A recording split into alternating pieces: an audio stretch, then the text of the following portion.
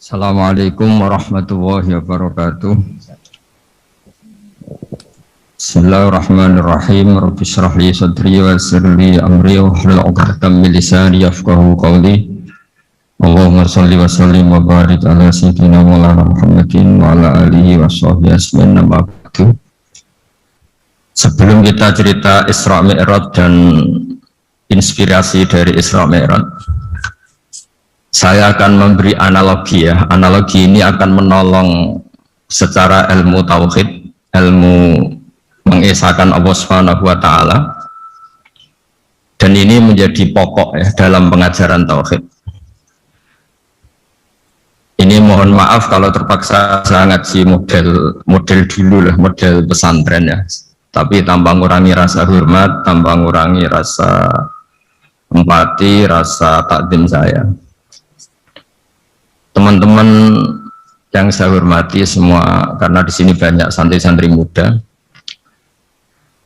Hubungan kita dengan Allah Subhanahu wa taala yang serba kuasa, yang maha kuasa, yang serba bisa. Tadi dikatakan Bu Menteri bisa apa saja kun fayakun, kalau Allah sudah mentitahkan pasti terjadi. Itu kira-kira seperti ini. Saya ini bawa cincin dari besi mungkin atau dari apa itu ya besi lah atau perak, yang jelas tidak emas ini karena saya cowok, yang jelas tidak emas. Saya bawa kertas. Kalau Anda saya tanya kertas ini sama cincin kuat mana, pasti akan menjawab kuat cincin karena materinya dari besi. Jawaban itu benar, tapi harus ditambahkan secara materi itu kuat cincin ketimbang kertas. Tapi Anda salah, harusnya menjawab ya terserah Gus Bahak karena yang megang itu Gus Bahak. Karena bisa saja saya punya rencana menghancurkan cincin ini, sementara saya punya rencana mengabadikan kertas ini. Kira-kira gitu hubungan manusia dan Allah Subhanahu wa taala. Jadi hal yang kita kira abadi karena materinya kuat, ternyata Allah punya rencana menghancurkan. Sementara yang kita kira lemah atau rentan atau apalah, ternyata Allah punya rencana mengabadikan. Di sini kemudian istilahnya orang-orang tasawuf, wa tafwidil umur ila mudabbiriha. Kita sebagai manusia menyerahkan urusan pada pengaturnya, pada yang punya. Bukan wilayah kita mengatakan cincin ini lebih kuat ketimbang atau lebih abadi ketimbang kertas. Karena saya punya rencana menghancurkan cincin, tapi ingin mengabadikan apa? Kertas. Sehingga tentang pandemi, tentang tragedi sosial, tentang apa saja, kita tidak pernah tahu rencana Allah itu mana yang lebih awet. Jangan-jangan kita takut pandemi, saya berkali-kali ngaji, mati kita kecelakaan. Jangan-jangan takut kecelakaan, mati kita karena ngelindur, tiru kebablasan, nggak bangun. Kita takut mati ngelindur, mati kecelakaan, jangan-jangan mati kita karena likuifaksi, karena gempa atau karena tsunami. Nah, hal-hal seperti ini yang terus menjadikan kita bilang dan berkeyakinan hasbunallah wa ni'mal wakil. Hanya Allah yang tahu dan semua urusan mencukupi kita hanya Allah. Di bangsa ini dan seluruh tren dunia itu kalau misalnya baru tsunami ya semua orang ramai ketakutannya pada tsunami. Ilmuwan berteori bahwa tsunami siklusnya sekian tahun per sekian tahun. Nanti pas gempa juga gitu, pas likuifaksi juga gitu. Nanti kalau mudik mungkin ketakutan orang sama kemacetan sama macam-macam lah. Takut kecelakaan laka di jalan dan sebagainya. Sehingga sebelum ngaji ini lebih jauh, pastikan bahwa tidak dalam wilayah kita mengatakan bahwa cincin ini lebih abadi, lebih awet ketimbang kertas.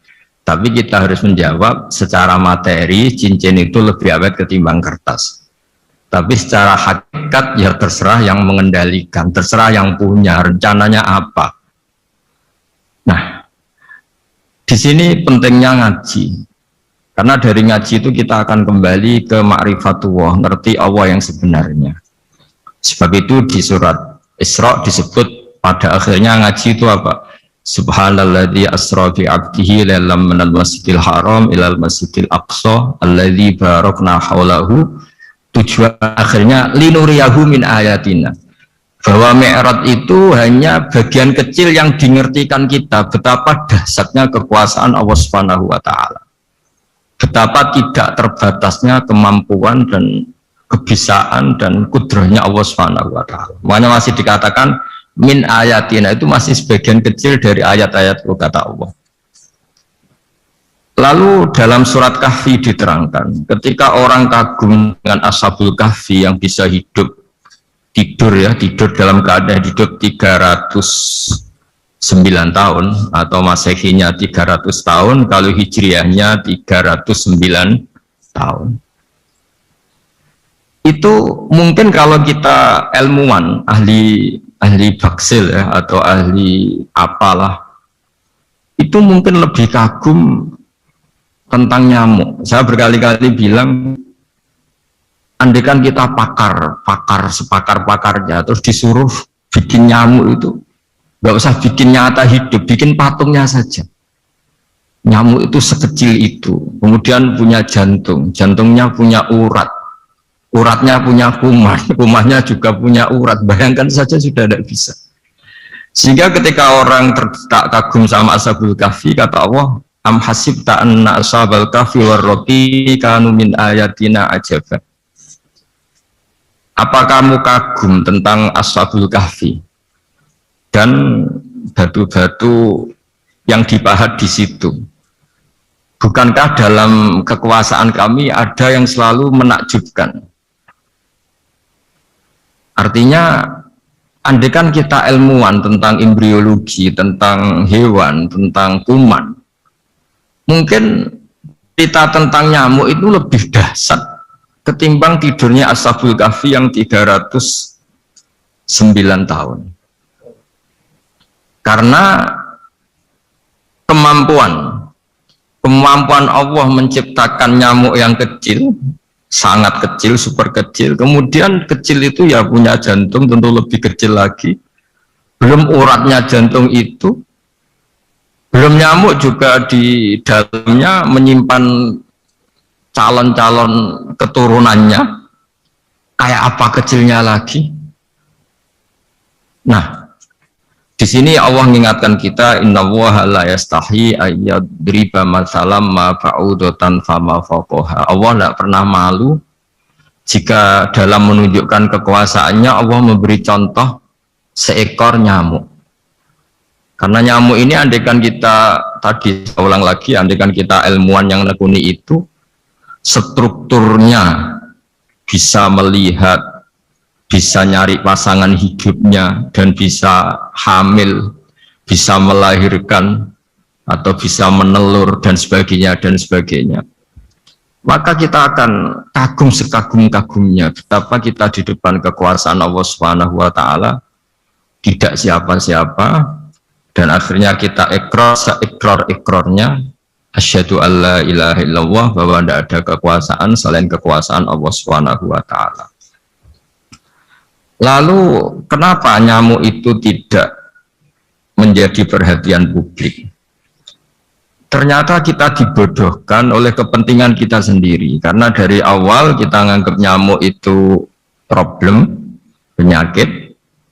Ya sudah, bawaan kita mungkin cari obat supaya bisa membunuh nyamuk itu, atau melihat nyamuk itu sebagai problem, bukan sebagai ayatun min ayatillahi ta'ala, sebagai tanda-tanda kebesaran Allah Subhanahu wa ta'ala.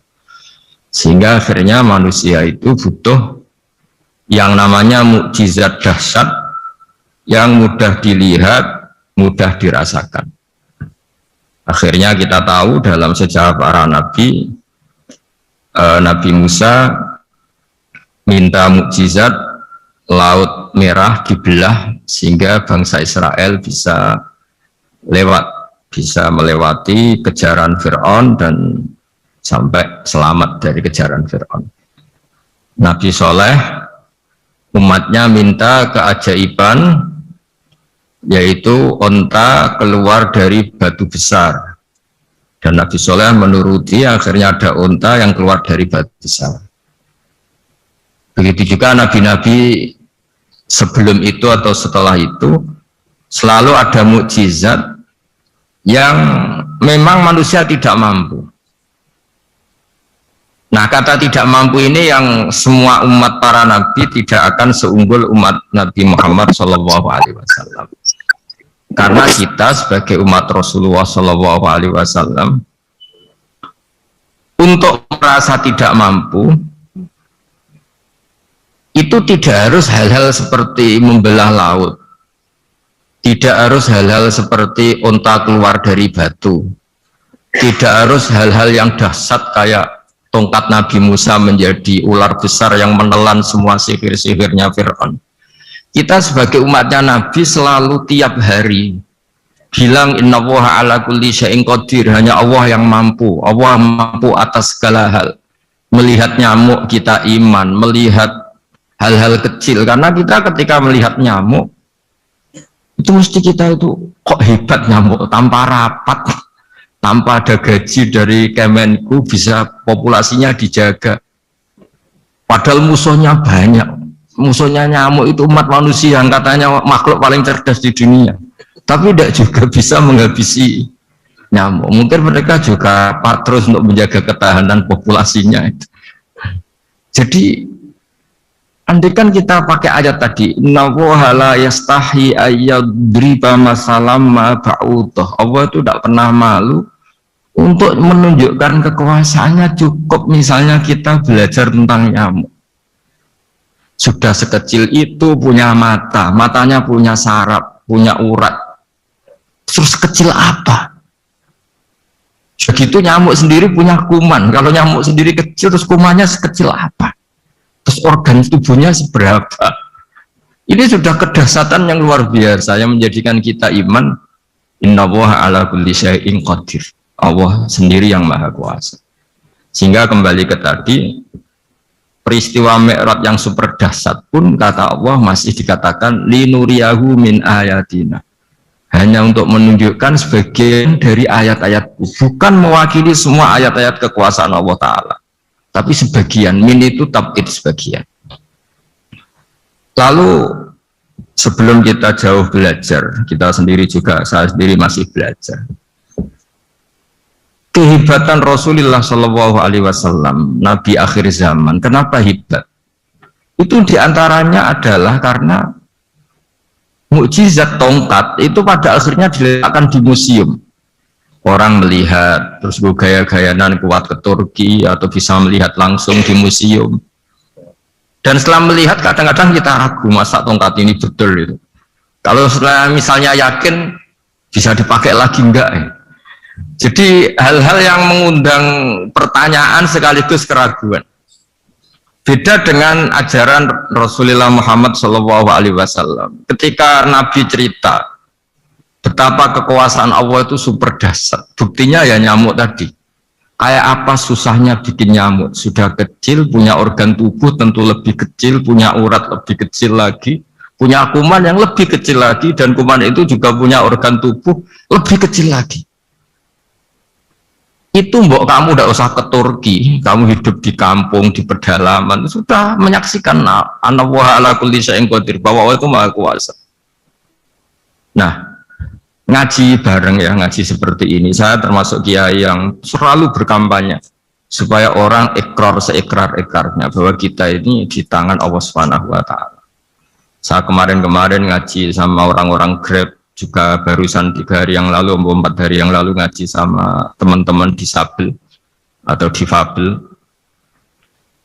karena mereka kalau dibahasakan disabel nggak mau, tapi komunitas internasional mintanya dis pakai bahasa S, tapi kita di Indonesia pakai difabel.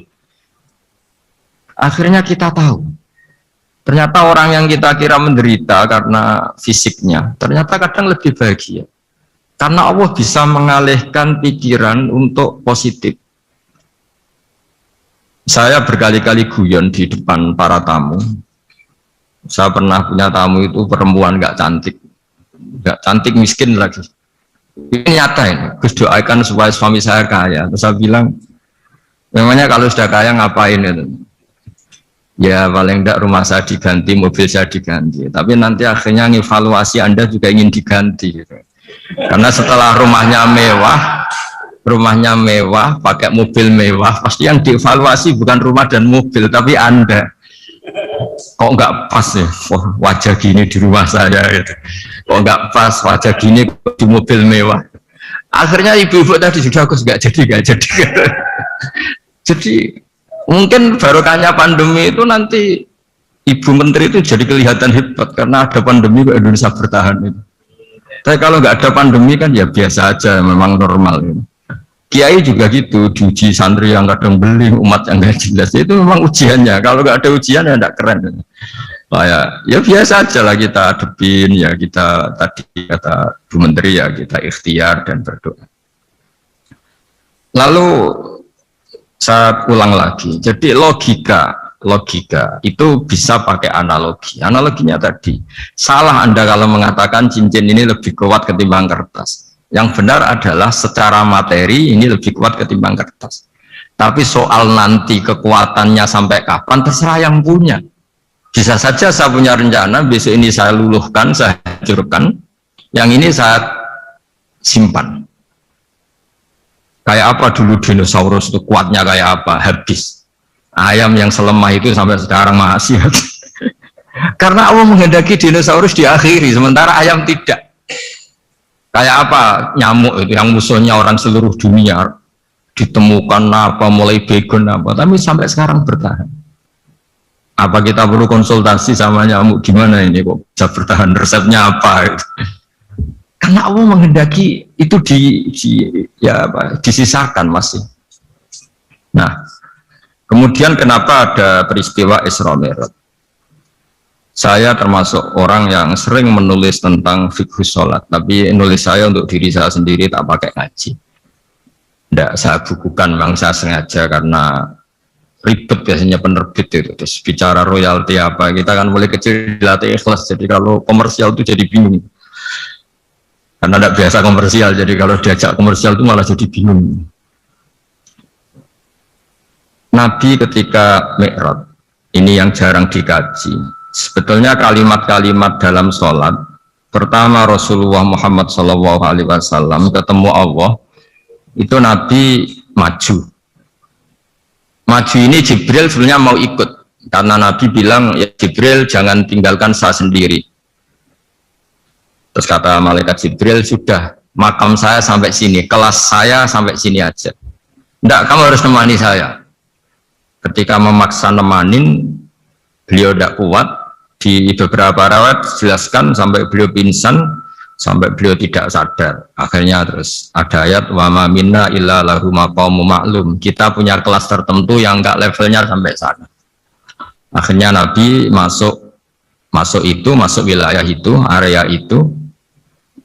Dan Nabi ngendikan at-tahiyatul mubarakatus sholawatut thayyibatulillah. Kira-kira maknanya semua kehormatan, semua kebaikan, semua yang bersebar suci itu milik Allah Ta'ala. Lalu Allah menjawab, Assalamu alayka ayyuhan nabiyyu wa rahmatullahi wa barakatuh. Bahwa kamu Muhammad mendapat salam dari saya, mendapat semua kehormatan, semua keselamatan. Kemudian Nabi itu karena sebagai hamba yang tidak egois, tidak ingin kalau nikmat dirasakan sendiri, tidak ingin kalau sedang senang beliau sendiri yang merasakan. Beliau ngendikan assalamu alayna wa ala ibadillahi sholihin. Ya Allah tolong bahwa status selamat itu tidak hanya milik saya, tapi milik siapa saja yang soleh. Soleh itu ya sesuai kelas masing-masing. Setelah itu para malaikat melihat kebaikan Nabi yang seperti ini, melihat mentalnya atau keinginannya yang luar biasa untuk baik kepada semua orang, wa ala ibadillahi sholihin. Terus malaikat saat itu rame-rame bersaksi asyhadu alla ilaha illallah wa asyhadu anna muhammadar rasulullah. Catatannya apa di sini? Bahwa ternyata kesaksian tentang syahadat itu dimulai rasa tidak egois. Merasa bahwa rahmat ini harus dirasakan semua orang. Wa ma arsalnaka illa rahmatan lil alamin. Jadi rahmat ini harus dirasakan banyak orang.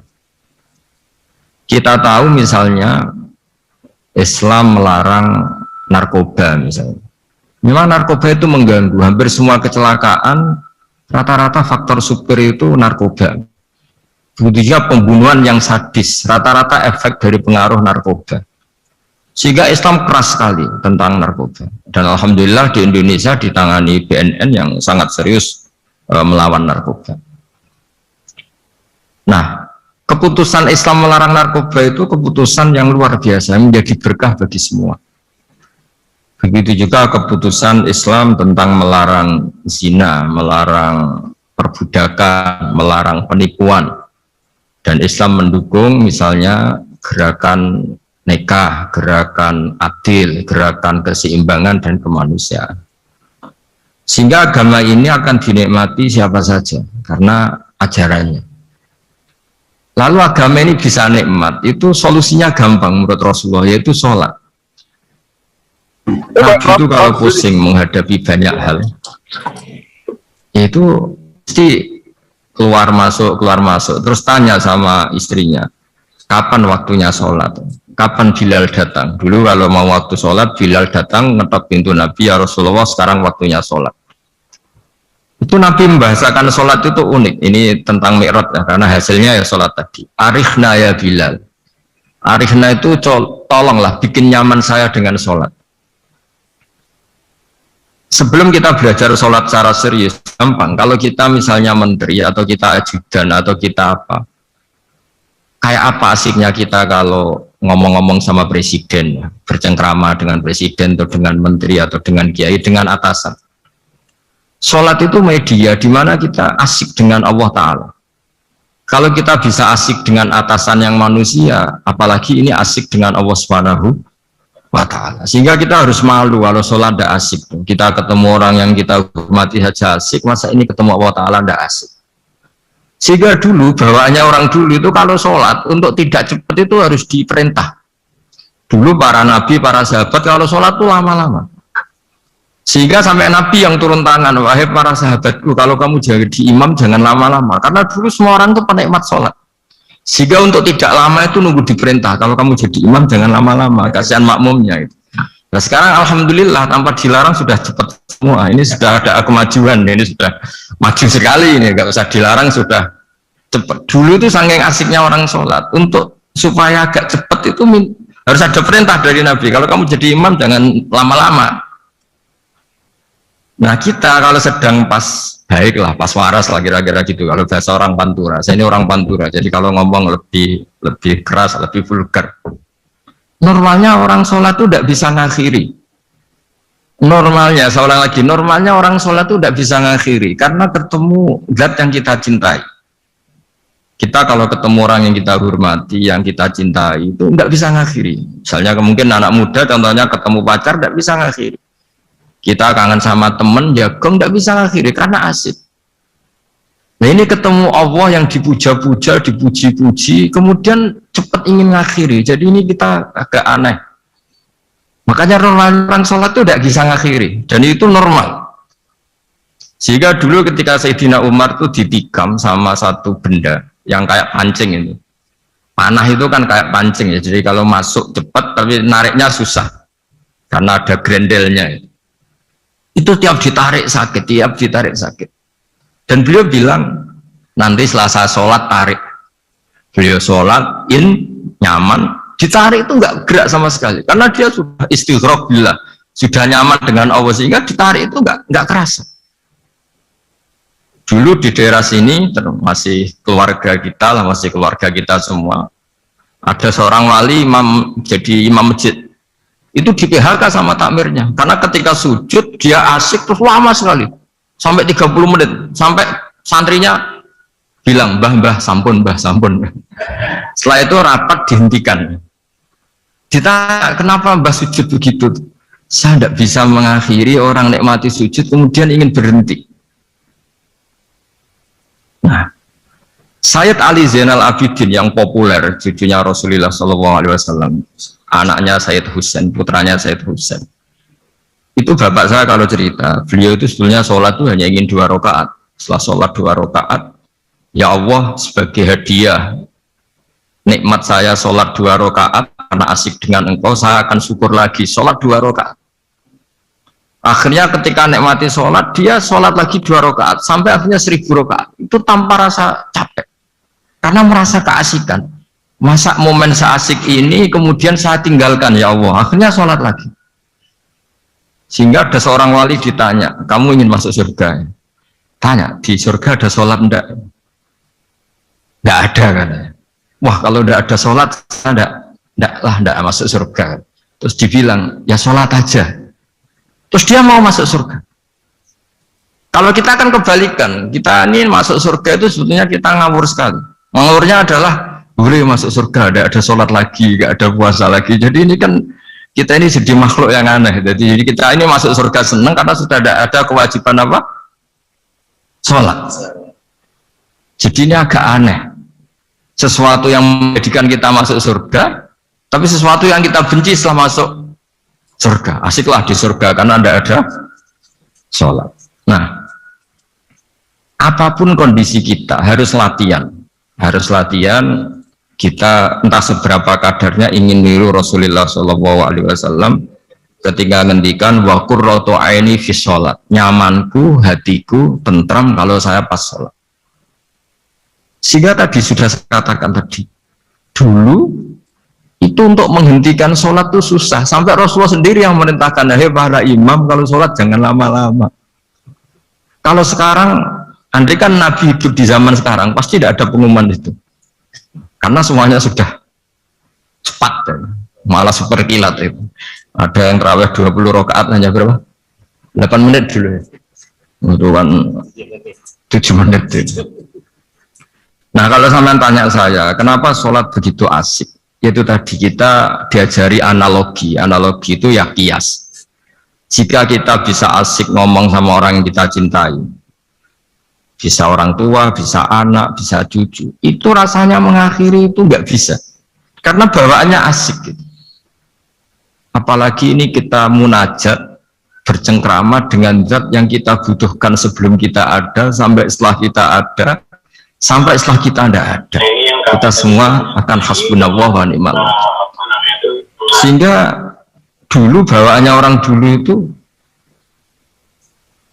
saya cerita sedikit, ada orang mau meninggal namanya Umar bin Abdul Aziz, itu khamisul khulafa, orang terkenal adil. Ketika mau meninggal senangnya bukan main. Ditanya, kenapa engkau senang? Memangnya kalau saya mati mau kemana? Ketika saya hidup dengan segala nikmat itu ya karena Allah Ta'ala. Saya nanti mati ke zat yang sama, dikelola oleh zat yang sama, yaitu Ar-Rahman Rahim. Dulu saya disayangi Allah, paling setelah mati juga disayangi Allah, karena yang jadi Tuhan setelah mati Tuhan yang sama ketika di dunia, yaitu Rahman Rahim.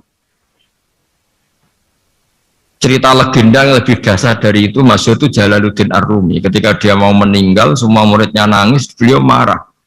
Kenapa kamu menangis? Ya karena guru mau meninggal. Kamu itu ngawur sekali. Saya ini sudah lama menunggu hari seperti ini, bisa ketemu zat yang saya cintai, malah kamu menangis. Ayo kamu nari sebagai pesta kematian saya. Tapi ini nggak bisa ditiru ya, karena kalau kita niru nggak usah dilarang juga nggak bisa niru kayak kita. Cuma saya maklumatkan jangan ditiru, meskipun nggak usah dilarang juga nggak akan bisa niru. Sehingga orang-orang dulu itu bawaan kalau mau kabundut itu ya asik. Rasulullah SAW ketika mau wafat, intaqala ila rafiqil a'la, itu ditanya sama istri-istrinya, lalu engkau mau kemana? Terus kata Nabi, sebelum sekian hari beliau setiap khutbah ngendikan, ini ada hamba yang disuruh milih Allah antara di dunia dan bertemu Allah. Kalau kamu jadi hamba itu milih mana? Di dunia yang penuh problem ini, apa milih ketemu Allah yang Rahman Rahim, yang hubungannya dengan kamu itu ngasih dan ngasih? Kamu ya mungkin kan hubungan dengan Allah memberi, kamu bisa apa? Kita hubungan dengan Allah pasti hanya mendapat, dikasih nyawa, dikasih oksigen, dikasih bumi tidak bayar, dikasih air juga tidak bayar. PDAM dikelola siapapun bayar, oksigen di rumah sakit bayar. Hubungan kita dengan Allah tidak pernah bayar oksigen, tidak pernah bayar sewa bumi, punya kolam renang laut seluas itu ya tidak pernah bayar. Udah gitu kolam renangnya menghasilkan ikan, kalau kita kan semuanya utang jasa sama Allah, dan reputasi Allah itu dengan kita hanya memberi, tidak pernah meminta. Akhirnya hubungan-hubungan inilah yang menjadikan terus Semua sahabat jawab, ya kalau kita jadi hamba itu pasti milik Allah lah. Jadi Nabi itu saking pinternya orang, supaya orang siap dengan keberangkatan beliau itu dibikin satu taksis, satu apa ya, kalau orang Jawa bilang itu dikai persemon, dikai mukaddimah. Supaya orang-orang itu siap kalau Nabi ngendikan, kalau kamu seorang hamba disuruh ketemu Allah sama hidup di dunia yang fana ini milih mana? Ya milih ketemu Allah. Ketika akhirnya Rasulullah wafat, ternyata orang itu adalah Rasulullah. Ya akhirnya sahabat bilang, ya iyalah masa dengan kita sama Allah milih ketemu kita, pasti milih ketemu Allah. Nah, sholat itu mi'rajul mu'min, sholat itu adalah cara seperti itu. Kita manja dengan Allah meskipun dengan segala problem, ketika i'tidal kita tetap memaklumatkan Rabbana lakal hamdu mil'us samawati wa mil'ul ardi wa mil'u ma syi'ta min syai'in ba'du. Engkau zat yang selalu layak dipuji di langit maupun di bumi. Dan langit bumi ini karena terbatas masih ditambahi wa mil'u ma syi'ta min syai'in ba'du. Dan seluas apa saja engkau kehendaki. Apapun hebatnya langit bumi ini tetap terbatas, ada ruang dan waktu. Maka ditambahi wa mil'u ma syi'ta min syai'in ba'du. Dan segala puji ini memenuhi semua yang engkau kehendaki. Saya berkali-kali bilang kalau hubungan dengan Allah nyaman, caranya gitu. Kalau kita sakit, bayar oksigen. Kalau kita butuh air, bayar PDAM. Allah itu tidak pernah nyuruh kita bayar. Apa saja hubungan dengan Allah. Nah, sholat itu maklumat bahwa kita apapun problemnya, alhamdulillah rabbil alamin. Kita maklumatkan terus bahwa kita bersyukur. Lalu kita Rabbana lakal hamdu. Makanya saya sering kalau disuruh Gus doain supaya pandemi cepat berlalu. Saya ini kan kalau kiai ya, kiai itu apa ya? Saya pernah di Jogja pas gempa. Ya orang-orang ya susah. Saya ini caranya susah saja sampai tidak tahu karena bukan karena sombong ya, karena ya mau apa gitu. Memang nggak bisa apa-apa kan kita manusia. Jadi saya mohon sholat ini jadi media yang luar biasa. Jadi di antara makalah Imam Syafi'i paling terkenal itu fasihan idama kana fi dzikri rabbih wa fi ma siwahu kana fin nasi a'jama. Orang baik itu orang yang fasih. Fasih itu lantang dan cerdas dan vulgar dan nyaman ketika ngomong tentang Allah. Sholat itu semua hubungan kita ngomong dengan Allah. Misalnya kabira walhamdulillah katsira. Hanya engkau yang maha besar ya Allah. Orang yang katanya terkuat di dunia karena presiden superpower misalnya. Nyatanya wayai mati ya mati. Kalau nggak makan lemes. Jadi orang kita sadar. Yang katanya orang terkuat, paling hebat, kalau nggak makan lemes. Artinya ternyata hanya sekuat itu. Dia bisa instruksi seluruh dunia misalnya untuk apa ya. Tapi coba apa dia kuat gak makan 2 hari. Makanya hikmah puasa itu orang tahu. Ternyata makhluk yang paling mulia itu manusia. Kalau gak makan nasi 1 piring itu ya mati. Berarti hidup nasi sama manusia. Nanti kalau nasi bilang saya tidak butuh kamu, tapi kamu butuh saya, itu habis kita sudah. Makanya ketika ada orang yang mempertuhankan manusia itu Allah cara menafikan itu hanya bilang kana yakulanit to'am, yang kamu tuhankan itu makan. Hanya makan itu kalau dia tidak makan lemes. Jadi kiai itu atau manusia-manusia yang dekat Allah ala-billah itu ketika mengatakan kabira walhamdulillah katsira subhanahu wa bukrata wa asila itu kelihatan. Makanya Quran kalau mencibir kita falola in kuntum ghaira madinin tarji'unaha in kuntum shadiqin. Kalau kamu merasa dikjaya, mbok jangan mati, mbok jangan tua. Sudahlah hidup terus. Dikjaya kok mati gak keren. Orang top kok mati itu gak keren. Jadi apa cara gojlek itu ya sudahlah. Kalau kamu hebat jangan mati gitu. Nah, sholat itu mengingatkan itu terus. Sampai kita bilang inna sholati wa nusuki wa mahyaya wa mamati lillahi rabbil alamin. Gusti, saat ini saya ikrarkan hidupku, matiku, semuanya terserah engkau.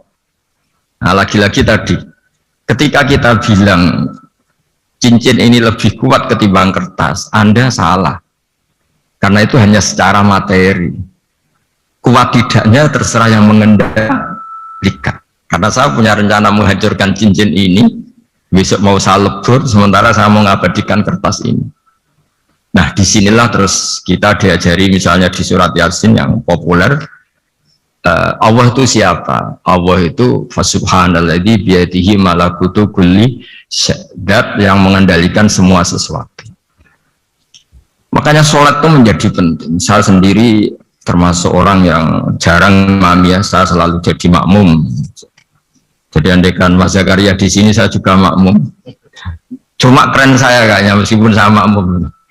Karena saya kalau makmum itu bisa ingat Allah terus. Kalau imam itu enggak jaga image.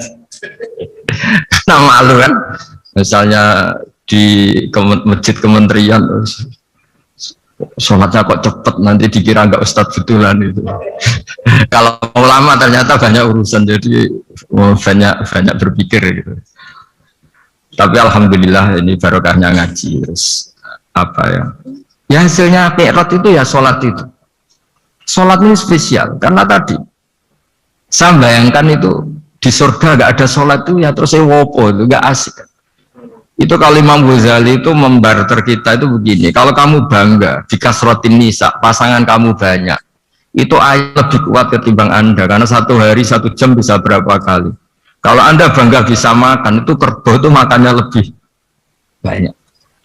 Nah, kalau Anda bangga atas pengaruh, itu tawon itu, ratu tawon itu pengaruhnya lebih besar ketimbang Anda, dia diam di rumah, tapi anak buahnya loyalnya kayak gitu. Artinya kalau manusia bangga itu apa? Ya dengan sholat tadi, ini karena satu ibadah yang enggak tertandingi oleh makhluk yang lain. Apalagi dalam sholat itu ada semua gerakan yang mewakili semua ibadahnya malaikat. Malaikat itu ada yang ibadahnya berdiri terus, ada yang rukuk terus, ada yang sujud terus, dan sholat itu mewakili semua itu. Juga mewakili sosial, karena setelah sholat kita bilang assalamualaikum warahmatullahi, bahwa keselamatan ada di kanan dan kiri. Nah, oke ya, itu sakralnya mi'raj. Tapi di balik mi'raj itu ada hal-hal yang manusiawi. Dan ini yang terjadi di dunia. Ketika Rasulullah melangkai makamnya Nabi Musa, makam itu status ranking kalau dalam bahasa Indonesia itu. Kalau bahasa Indonesia itu ribet, makam itu kuburan. Makanya orang Indonesia sering tanya saya, Gus, makamnya Nabi Ibrahim kok batu? Makam yang dekat Ka'bah itu bukan makam dengan makna kuburan, itu tempat yang dipakai Nabi Ibrahim membangun apa? Ka'bah. Cara Jawa pancatan itu. Nabi Musa itu gak terima, komplain sama Allah. Ya Allah, ini lebih junior ketimbang saya. Kenapa makamnya melangkahi saya? Ini tidak fair. Jadi di mana-mana manusia itu kalau disalib junior itu ya tidak terima. Ya ada manusianya. Terus ditanya sama malaikat Jibril, kenapa kamu gak terima? Ini orang Israel, kadung ngira saya ini nabi paling top. Ini kalau sampai konangan saya kalah sama Muhammad itu malu saya kata. Jadi artinya ya ada sisi manusia. Itu ada kitabnya. Terus, ya tapi memang Nabi Muhammad lebih top ketimbang kamu. Memang dia nabi pilihan, Sayyidul Awalin wal Akhirin. Oke, kalau saya kalah dengan dia gak apa-apa. Tapi umatnya jangan ya. Maksudnya umatnya bangsa Israel harus lebih top ketimbang kita. Makanya orang Israel sampai sekarang begitu itu ya memang ada sanatnya, nggak mau kalah. Karena usulnya Nabi Musa memang nggak boleh kalah. Terus kata Allah, ya tidak bisa. Memang yang paling top tetap umatnya Muhammad, bukan umat kamu. Tetap kamu kalah. Sehingga setelah kalah dan menang itu kita terus tidak tahu. Misalnya begini ya, penemu komputer atau penemu mobil sama yang beli mobil itu hebat mana? Kalau bicara keilmuan ya hebat penemunya. Tapi kalau bicara kapitalistik, udah bikinkan mobil yang mewah gini-gini, nanti tanggal ini jadi ya. Hebat mana yang nyuruh sama yang disuruh? Kalau logikanya pakai gitu. Hebat mana yang nyuruh sama yang disuruh? Artinya kamu milih jadi mana? Penemu mobil hebat kan? Tapi terus sama orang kaya diminta bikinkan ini speknya seperti ini, selesai gini. Hebat mana nyuruh sama disuruh? Menyuruh. Tapi yang nyuruh tidak bisa bikin mobil, yang disuruh bisa. Pinter mana? Pinter yang disuruh. Tapi pertanyaannya, wong bisa nyuruh ngapain bikin sendiri? Pinter mana? Ini mohon maaf karena di sini banyak orang nggak jelas-jelas juga. Artinya terus subjektivitas manusia ini tetap ada gitu. Kalau bisa beli ngapain bikin gitu. Tapi kalau bisa bikin ngapain beli. Nah mungkin perdebatan di kementerian atau di yayasan atau di kampung-kampung atau di apa mesti begitu. Dan itu di Mi'raj juga digambarkan bahwa antar nabi ini ya ada kompetisi, wa fi dzalika falyatanafasil mutanafisun. Tapi bedanya nabi dengan kita itu satu. Nabi itu kalau keliru dengan tanda petik, nabi itu kalau keliru itu jadi berkah. Itu bedanya kita. Kalau kita keliru kan keliru betul. Kalau nabi itu tidak, kelirunya itu jadi berkah. Ini saya punya dua contoh kalau boleh dibahasakan ya, kekeliruan nabi atau dengan tanda kutip kekeliruan nabi, tapi saya ulang lagi dengan tanda kutip. Nabi Musa itu ketika Nabi Muhammad ditanya, kenapa kamu dipanggil jauh-jauh, disuruh sholat 50 rakaat. Nabi Ibrahim nggak komplain karena beliau nabi yang baik. Semua nabi nggak komplain kecuali Nabi Musa. Kata Nabi Musa, jangan Muhammad, kebanyakan itu, bilang ke Allah supaya diskon ya. Nabi kembali sama Allah, ya sudah tak kurangi 5. Turun lagi, masih berapa? 45. Masih kurang. Itu sampai 9 kali, akhirnya terkurangi berapa? 45 rakaat. Itu Nabi Musa masih bilang, ya minta lagi keringanan. Itu kalau diruti, nggak jadi sholat kan? Kalau satu lagi kan masih terus hilang itu kewajiban sholat. Nah, Nabi Musa sebetulnya itu bukan karena kasihan kita. Bukan, dia nggak empati dengan kita, beliau nggak empati sama kita, tapi gara-gara Muhammad, umatku yang lebih kuat, lebih ganteng aja nggak mampu melakukan sholat 50 rakaat, apalagi umatmu. Dia memang orang Israel kan ganteng-ganteng, kuat-kuat, jadi dia pede. Umatku yang lebih keren, lebih ganteng saja nggak kuat, apalagi umatmu. Jadi sebetulnya dia minta keringanan itu karena corong Jawa ngeprekno kita, menyepelekan kita bahwa. Makanya saya ingin memberitahu Nabi Musa kalau ada umatnya Rasulullah yang namanya Sayyid Ali Zainal Abidin yang satu hari sholat 1000 rakaat. Jadi nanti kalau ketemu Nabi Musa, ini 50 aja, ini kuatnya malah 1000. Nah akhirnya, tapi barokahnya Nabi Musa yang sentimen ini, sholat gak jadi 50 tapi 5. Itu bedanya Nabi sama kita. Ada contoh lebih ekstrim, kelirunya Nabi itu Nabi Yunus. Nabi Yunus, tapi keliru yang barokah, saya ulang lagi. Nabi Yunus itu memaklumatkan ke masyarakatnya, nanti itu kalau kamu tidak nurut sama saya ada adab. Anggap saja adab itu hari Kamis. Besok hari apa ya? Besok hari Kamis ya? Besok hari apa? Lupa hari ya. Rebu apa Kamis? Besok. Lupa hari. Kata Nabi Yunus, 3 hari lagi akan ada azab. Tapi kurang 2 hari, kurang sehari umatnya masih dalam kemungkaran, dalam kemaksiatan, masih hura-hura. Akhirnya Nabi Yunus bilang, sudah ini tinggal sehari itu mau ada azab. Tapi mereka tetap hura-hura. Akhirnya Nabi Yunus itu Coro Jawa itu minggat. Memang bahasa Arabnya abako itu pergi yang tidak pamit. Itu kalau kamu cari di kamus, abako itu maknanya itu minggat, pergi yang tidak pamit. Sama Allah dibahasakan abako. So, wong ra bener kabeh, udahlah tak tinggalkan. Setelah ditinggalkan, Nabi Musa disalahkan sama Allah. Kamu itu Nabi tidak diperintah hijrah kok. Hijrah. Syaratnya Nabi kan mengambil keputusan apa saja berdasar wahyu. Tapi tanpa ada perintah wahyu dia tetap keluar dari kampungnya itu. Keluar sama Allah disalahkan. Wong Nabi kok minggat. Akhirnya ketika dia di kapal, di perahu itu, Dulu itu ada mitos, kalau ada perahu mau tenggelam pasti ada yang minggat, diundi. Sampai 3 kali yang keluar dia, akhirnya tahu diri nyemplung. Nyemplung terus ditelan ikan nun. Pokoknya ikan besar lah. Diberi sanksi sama Allah karena dia nabi kok melanggar, diberi sanksi ditelan ikan nun. Telan ikan nun karena beliau seorang nabi, perutnya ikan itu jadi masjid, dia baca tasbih terus. Tapi barokahnya dia minggat tadi asbaqo. Akhirnya satu hari itu mau ada azab besar itu orang-orang nginceng rumahnya dia.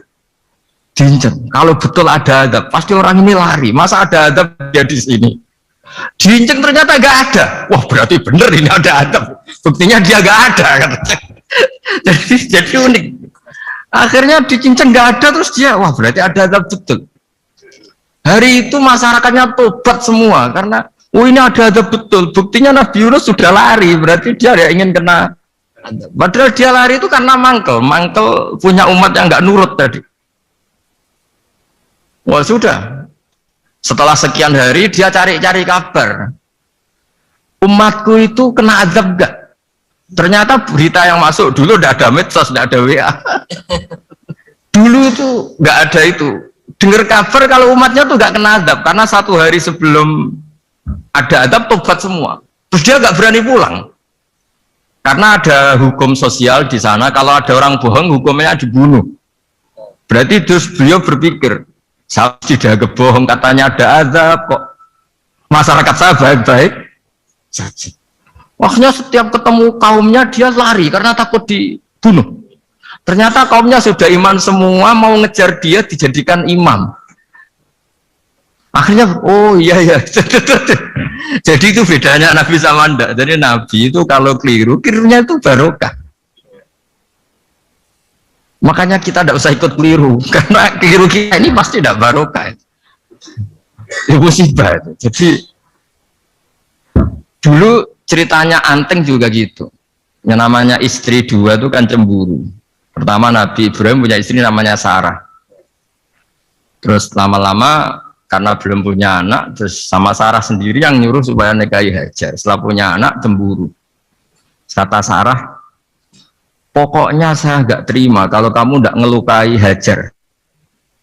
Mulai dulu lelaki itu sudah pinter ngotak-ngatik. Kalau dilukai pipinya nanti tidak cantik. Apa ya, yang penting ngelukai tapi tetap cantik.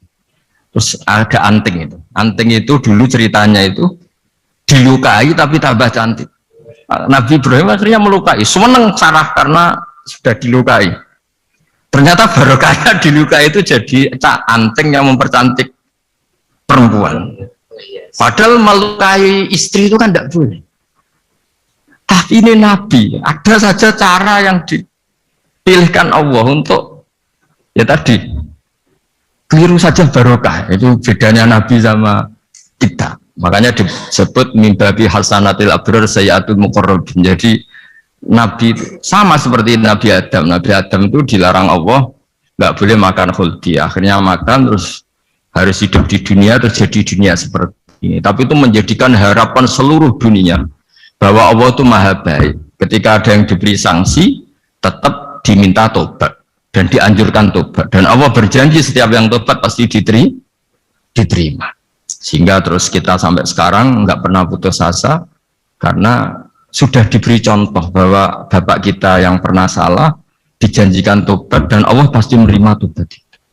Jadi ini bedanya kita dengan Nabi. Jadi semoga lewat pengajian ini atau ngaji bareng ini kita tahu lah, kalau kita ahli astronomi atau ahli meteorik mungkin takut kita kejatuhan meteor, kalau ahli gempa mungkin takut lempengan kita gini terus gempa, kalau ahli tsunami takutnya tsunami, kalau ahli sosial takut chaos, mungkin yang ahli perbankan takut ras. Jadi kalau nuruti takut itu ya takut lah, tapi cuma hasbunallah wa ni'mal wakil, ya sudah, Indonesia pasti akan baik-baik saja dan kita akan selalu berharap dengan kecerdasan, dengan ikhtiar. Tapi kita akan selalu berdoa kepada Allah Subhanahu wa taala.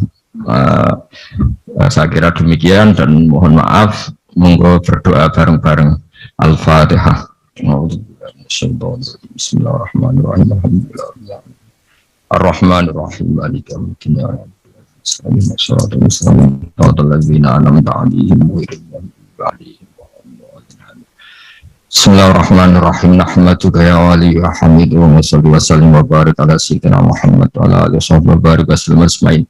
Wa salli ala anbiya'ika rusulika asma'in. Allahumma ij'alna ya wa ahla baldatina aminina mutmainina alladhina la khaufun 'alaihim wa la hum yahzanun. Waj'alna salimin wa min mu'afin min kulli bala'id dunyal akhirah. Waj'al ya Allah salamatan yusla biha kitabukal karim. Wassalamatan ya Allah nazkuruka katsiran fi sholatina wa syamina ya Allah wa taj'alana ya Allah mimman ya'buduka mimman yarjuka mimman yakhafuk Allahumma ya ij'al hadhil baldatan thayyibatan mubarakah baldatun thayyibatun wa ghafur bi haqqi tatabi alaika wa na'maika ya Allah wa nahnu nasku ilaika ya Allah du'fana ya Allah wa qillatahilatina fa'adrikna ya Allah daiman wa fi kulli hal bi alaika wa na'maika hatta nakuna ya wa salimin mu'afin min kulli bala'id dunyal akhirah. Rabbana atina fid dunya hasanah fil akhirati hasanah wa qina adzabannar. Sallallahu alaihi wasallam Muhammad sallallahu alaihi wasallam. Subhana rabbika rabbil izzati amma yasifun wa salamun alal mursalin.